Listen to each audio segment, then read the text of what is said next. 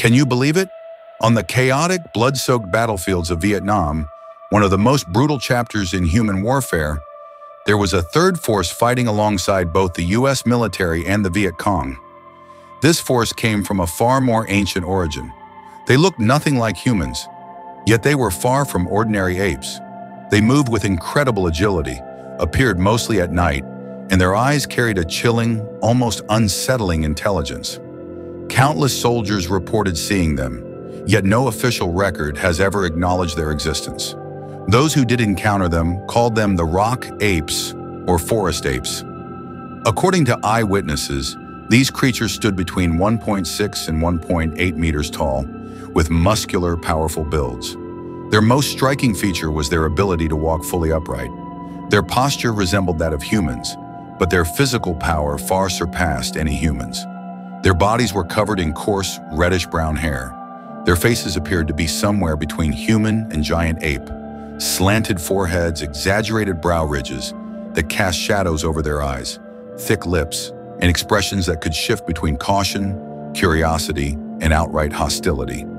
In terms of behavior, the rock apes demonstrated astonishing strength and speed. They could snap a tree branch as thick as a man's arm without effort, and when they ran, they were as fast as an adult deer. Their most terrifying trait, however, was their unique vocalization. Neither a typical animal roar nor a howl, but a sharp metallic screech, like grinding steel. This sound could travel for kilometers through the silent jungle, and anyone who heard it felt their blood run cold. Even more unsettling was their complicated attitude toward humans. Sometimes they watched from afar without attacking. Other times they hurled stones as a form of provocation, and in certain extreme situations, they launched ambushes on soldiers who were alone. This unpredictability made them even more dangerous. In many encounters on the Vietnamese battlefield, the most notable behavior of the rock apes was their habit of throwing stones at US jeeps, tents, and patrols. These were not random pebbles. They selected stones heavy enough to injure someone. Sometimes they even struck tent poles or vehicle windshields with uncanny precision. This deliberate targeting convinced many soldiers that these creatures possessed intelligence well beyond that of ordinary wildlife. Even more disturbing was their apparent ability to understand human weaknesses, often attacking when soldiers were exhausted or distracted. That malicious, almost calculated sense of timing made the name rock apes spread through American camps with growing fear. In the rainy season of 1968, the western part of Quang Ngai province, specifically the Severed Finger Highlands, was shrouded in a sticky, suffocating mist. As soldiers of E Company, 101st Airborne Division, trudged through ankle-deep humus on their way up the hill, the needle of their compass spun wildly under some unknown force, rendering it useless. This hill, barely 800 meters above sea level, felt like an isolated island forgotten by the world, so desolate that even the usually common Vietnamese swifts were nowhere to be seen. Over the radio, Sergeant Mars reported to base with a barely noticeable tremor in his voice. "It's so quiet here it feels like hell. I can hear nothing but my own heartbeat." A veteran of the Battle of Hue, Mars had seen rats crawling over piles of corpses in street combat, yet he had never encountered a place as eerie as the Severed Finger Highlands. The Kogon grass on the slope had been pressed into perfectly neat trails, as if something enormous had passed through, yet no footprints could be found. The moss on the tree trunks grew in bizarre directions, lush in the shaded areas and strangely sparse in the sunlight. What unnerved the soldiers most was the feeling of being watched. Their eyes saw nothing but swaying bamboo and tangled vines, yet it felt as though something was staring at them through the gaps in the leaves, unblinking and intent. While setting up camp, a soldier named Carl found several banana plants, each taller than a man, snapped clean in half. Sap still seeped from the fibers at the break, indicating the damage had been done recently. Carl suspected it was a trap marker left by North Vietnamese guerrillas, so he called Sergeant Mars over to inspect it. Mars pried open the broken stalk with his bayonet, only to discover a ring of strange bite marks beneath the surface. They weren't made by a machete or blade. They looked as if some large creature had gnawed on them. Dark brown mucus clung to the edges. No one could explain what they were, and Mars could only warn everyone to stay alert before sending them back to their tasks. When night fell, the rainforest grew even more unnerving. The usual chorus of insects vanished within a 50-meter radius of the camp, leaving only the distant murmur of a stream and the shh of wind brushing against the leaves. While Carl was on watch, he was startled by a heavy thud in the darkness. Gripping his rifle, he looked toward the sound. Near the barbed wire perimeter, several fist-sized stones rolled onto the ground, still coated with wet soil, freshly thrown from the slope above. He immediately chambered around and shouted a challenge phrase toward the forest behind him. The only reply from the jungle was a low, guttural moan, like a bear's roar, but sharper and more piercing. Moments later, Sergeant Mars arrived with the patrol. They found only the stones and dents in the barbed wire where the rocks had struck. What unsettled Mars was how precise the stones' landing points were, right at the edge of rifle range, far enough to avoid detection, yet accurate enough to communicate a clear warning. Mars slapped Carl firmly on the shoulder, assuring him not to be afraid, insisting it must be Viet Cong psychological warfare. But as he looked at the stones on the ground, even Mars felt far from confident. That night, every soldier lay awake clutching his rifle. No one dared fall asleep. In the darkness surrounding the camp, it felt as if countless eyes were waiting patiently for their prey. Early the next morning, Mars received orders from base. He was to lead a patrol deep into the western jungle of the Severed Finger Highlands to search for a possible North Vietnamese guerrilla outpost. Before departure, each soldier carried 2 extra magazines and a grenade. No one dared underestimate this unnerving rainforest. That day, heavy fog blanketed the entire area. Visibility inside the jungle was less than 5 meters, and the sunlight filtered through the overlapping canopy in broken, flickering beams that fell onto thick layers of dead leaves. Rotting vegetation emitted a sharp, bloody stench. Vines hung from branches like coiled snakes, ready to trip anyone who lost focus. At the front of the formation walked the new recruit, Taylor, his rifle constantly locked and loaded, his finger hooked tightly around the trigger guard. Sweat trickled from his temple into his eyes, burning them painfully. Just as the squad advanced in full alert, a sharp crack shattered the silence. Taylor stopped abruptly, pointing his rifle toward the source of the sound. On the right side, a tree branch as thick as a man's forearm slowly fell to the ground, its broken fibers still trembling. "Who's there? Show yourself!" Taylor stepped forward, shouting in both Vietnamese and English, his finger now resting directly on the M16's trigger. The only response was a rock that came whistling through the air, grazing Taylor's ear before smashing into a nearby tree trunk with a violent thud, sending bark flying everywhere. "Ambush!" Taylor shouted, and the soldiers immediately spread out and took cover. Bullets tore into the bushes in rapid bursts, their gunfire echoing through the rainforest and startling a flock of unknown birds into the sky. At that moment, more branches began snapping deeper in the forest. Stones rained down from every direction. Some landed beside their cover, while others struck helmets directly with heavy, hollow thumps. Even more terrifying was the sound that followed. A deep, threatening roar echoing from all around them, its source impossible to pinpoint.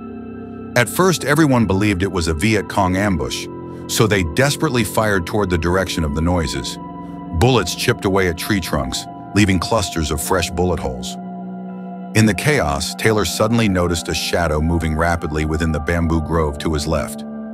The figure was tall, well over 2 meters, hunched over but moving at incredible speed, gliding through the bamboo like a gust of wind. Taylor immediately shouted, "Left side! Movement!" Then he fired, sending bullets toward the shadow, but they struck only bamboo, splintering it with sharp cracks. Mars looked in the direction of Taylor's muzzle and caught a glimpse of the shadow slipping between the bamboo stalks. What he saw stunned him. That silhouette wasn't human.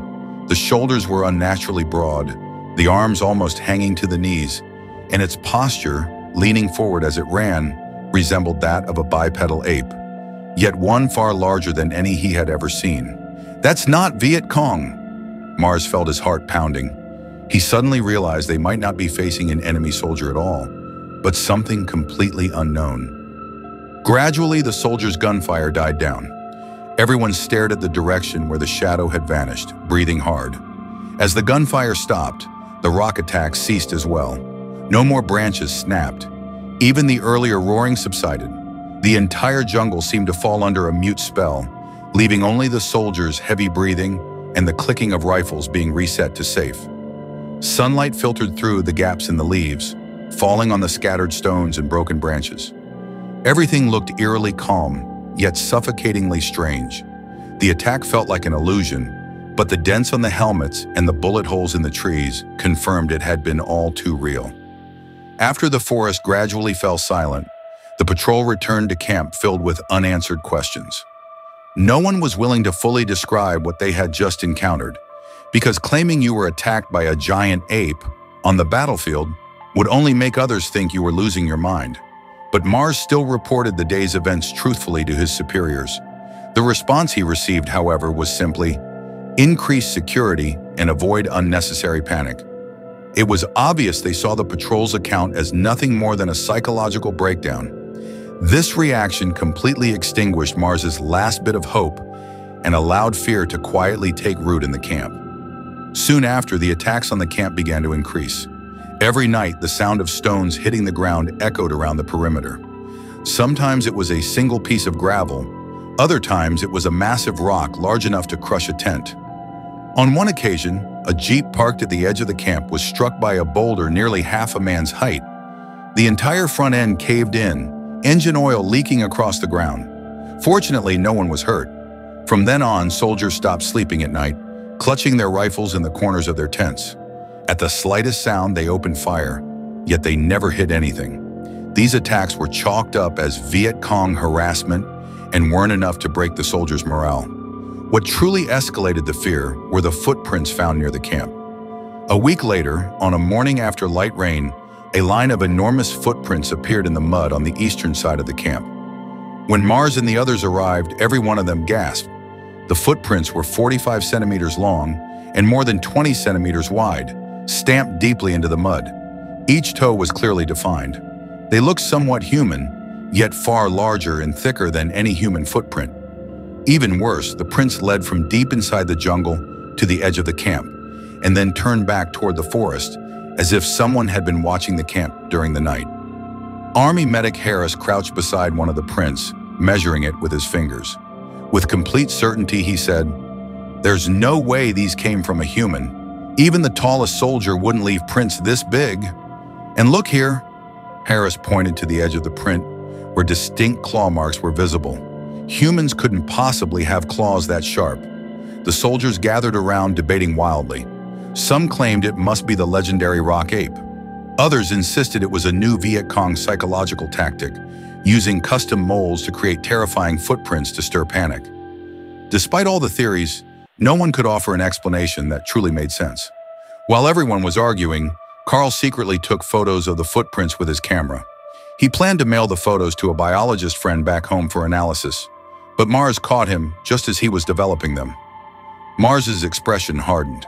He ordered Carl to destroy the photos immediately and warned him that in their current situation, any unusual information could damage morale.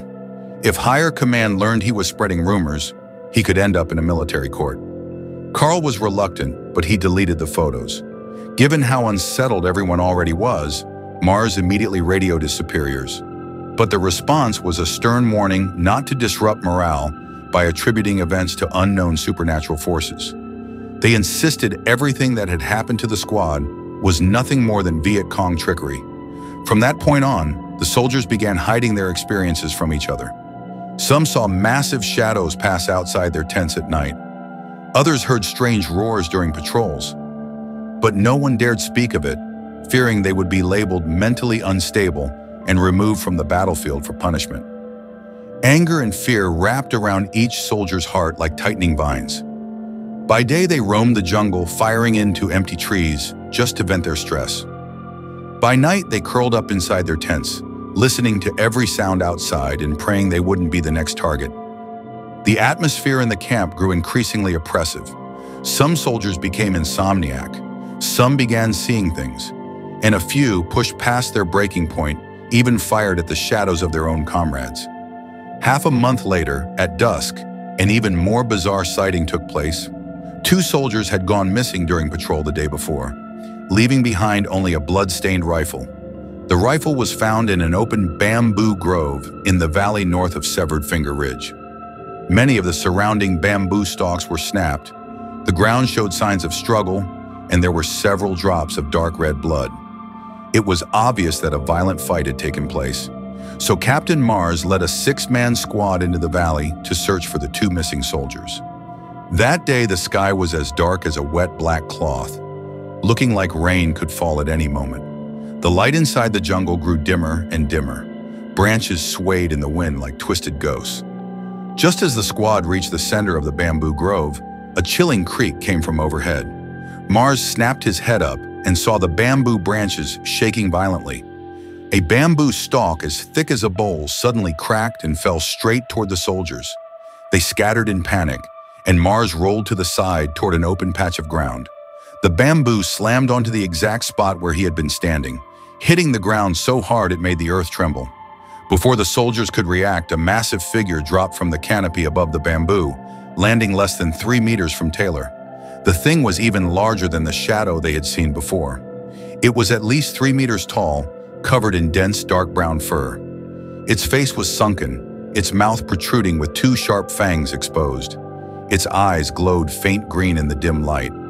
Its arms were unusually thick, its hands larger than a soldier's face, and its nails were sharp like iron hooks, gouging deep scratches into a nearby tree trunk. Its appearance matched exactly the creature they had heard described as the forest ape demon. Mars immediately ordered them to open fire. The team pulled their triggers, unleashing a hail of bullets at the giant silhouette.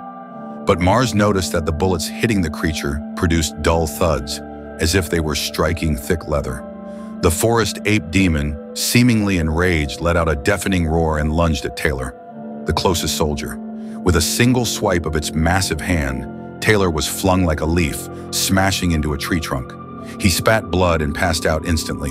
The battlefield erupted into chaos. Amid the muzzle flashes, the forest ape demon barreled through the soldiers' formation. Despite its massive build, it moved with disturbing agility, dodging bullets with ease. Carl tried to use a grenade on it, but the creature kicked him aside. The grenade exploded nearby, blasting dirt and rocks over everyone. Gunfire, explosions, the beast's roars, snapping bamboo, and the soldiers' screams mixed together, echoing throughout the valley. During the fierce exchange, Mars noticed that the forest ape demon seemed wary of the flames. He shouted for the soldiers to ignite flares. Within moments, several flares shot into the air, flooding the bamboo grove with harsh white light. The creature's figure stood out sharply under the glow. Mars seized the moment, raised his rifle, took aim at the creature's abdomen, and pulled the trigger. A burst of bullets struck it like falling rain. The forest ape demon roared in pain, and dark green blood began to pour from its abdomen. The squad members were stunned. None of them had expected the creature's blood to be green. Enraged by its injury, the forest ape demon grew even more violent. It charged at Mars, jaws wide open, fangs bared. Mars had no time to dodge. He could only lift his rifle to block the attack. He never expected its strength to be so overwhelming. The rifle snapped in half instantly. The impact hurled Mars backward, slamming him into the ground. In that critical moment, the squad medic, Harris, threw his medical bag at the creature's head. It didn't cause any real damage, but it did draw the creature's attention. As the forest ape demon turned, Mars struggled to pull a knife from his waist and thrust it into the creature's leg. The blade sank deep into its muscle. The creature let out a shrill roar and threw Mars aside once more. Then, badly wounded, it stopped fighting. It turned and sprinted into the depths of the bamboo forest, its massive silhouette disappearing quickly into the darkness. With more than half the squad injured or down, the remaining soldiers didn't dare pursue. They stayed where they were, gasping for breath. After the battle ended, the bamboo forest was a complete mess. Bullet casings, broken bamboo, and the soldiers' equipment were scattered across the ground. Harris had managed to revive Taylor. Though severely injured, he was no longer in immediate danger. Captain Mars looked toward the direction where the forest ape demon had disappeared and noticed a long smear of blood on a nearby tree. It was left behind as the creature fled. The blood trail was over 1 meter long, and the dark green liquid slowly trickled down the trunk, giving off a pungent metallic smell. Rain finally began to fall. The icy water washed away the blood and bullet casings on the ground, as well as the sweat and tears on the soldiers' faces. Mars stared at the blood smear on the tree, his heart filled with complicated emotions: anger, fear, and a lingering sense of confusion. They didn't know what this enormous creature was, nor why it attacked humans, but they did know one thing. Hidden in this rainforest were secrets far more terrifying than war itself. In the scientific community, any interpretation of an unknown phenomenon begins with evaluating the completeness of the evidence chain. And the greatest limitation of the forest ape demon incident is precisely the lack of core evidence that can be repeatedly verified. After the U.S. military withdrew from Severed Finger Ridge, the military organized 2 small-scale scientific surveys, but the remnants of the battlefield had already been consumed by the rainforest's overwhelming vitality. Aside from soldiers' oral statements and a few blurry footprints, no physical samples, bones, or DNA traces of any unknown creature were ever found. This zero empirical evidence reality means scientific explanations can only rely on existing biological understanding and psychological principles to make educated guesses. The most plausible explanation is misidentification of known animals. The central Vietnamese rainforests are important habitats for Asian primates and bear species. The largest stump-tailed macaques can reach 1.2 meters in length and weigh more than 20 kilograms. When moving in groups, they often throw branches or stones to drive away intruders. Their deep calls, when echoing through the valley, can easily be mistaken for non-human roars, but their size is completely inconsistent with the muscular, massive figure of the forest ape demon. And the giant figure encountered by U.S. soldiers is more likely to have been a Malayan sun bear standing upright. These medium-sized bears stand on their hind legs when startled to observe their surroundings, reaching heights of up to 1.7 meters. Combined with thick fur and visual distortion under dim lighting, it's easy for tense soldiers to perceive them as 2-meter-tall beasts. More importantly, sun bears have sharp claws and are excellent climbers. Their movement patterns match the soldiers' descriptions of attacking from the canopy and leaving claw marks. However, sun bear blood is unmistakably red, while the forest ape demon's blood was green. Clearly not the same creature. Another key interpretive angle is the collective psychological stress experienced during war. In 1968's Vietnam battlefield, U.S. soldiers faced more than 6 potential threats per day on average. Sleep deprivation, poor diet, and constant fear of death can cause dysfunction in the prefrontal cortex, triggering stress-induced hallucinations. Studies in psychology show that when a group is under extreme pressure, individual fear can spread through a suggestion effect. In other words, when one soldier claims he saw a giant shadow, others, while observing unclear targets, may unconsciously fill in frightening features, creating the illusion of a collective sighting. This psychological mechanism is extremely common in wartime. During World War II's Normandy landing, there were recorded accounts of U.S. soldiers experiencing collective hallucinations of seeing Nazi ghost tanks. All these explanations were firmly rejected by Mars, who had personally experienced the forest ape demon attack. He repeatedly told the media that the squad he led was indeed attacked by the creature described in local legends, though he also admitted he had no substantial evidence to prove it. Taking all factors into account, the scientific community has maintained a cautious conclusion about the forest ape demon. It can neither be confirmed nor completely ruled out. While science attempts to dissect unknown creatures through rational analysis, the indigenous people of central Vietnam have long attributed meanings to the forest ape demon that surpass any biological interpretation. Among local groups such as the Cham and the ED, Severed Finger Ridge is not considered an ordinary mountain forest, but the dwelling place of the forest spirit. The so-called ape demon is believed to be a spiritual guardian protecting the land. The Eid people passed down a legend that before humans appeared, the rainforest was home to an ancient being that existed somewhere between human and beast. These beings did not eat crops or animals. They lived off the fruits and spiritual energy of the rainforest, maintaining the balance of mountains, rivers, and forests. When human behavior excessively damaged nature, such as large-scale logging, polluting streams, or waging war, these guardians would appear to warn, drive away, or even attack humans to remind them to respect the boundaries of nature. And the U.S. military's deployment at Severed Finger Ridge happened to violate those taboos. Large swaths of century-old trees were cut down to build camps. Bombing drills polluted nearby streams. In the very presence of warfare, death, destruction, blood was considered the greatest offense against the spirit of the forest. A Ide shaman who once served as a guide for the U.S. military said that before the incident occurred, he had repeatedly warned Captain Mars to leave what he called a cursed land. He explained that the giant figures the soldiers saw were not enemies, but manifestations of the rainforest's anger. In the shaman's worldview, the ape demon was not a specific creature, but the embodiment of the forest's will. It had no fixed shape and would appear according to human fear. The giant ape seen by the soldiers was simply the form shaped by their own fear of the unknown. The shaman also mentioned that the tribe had similar records.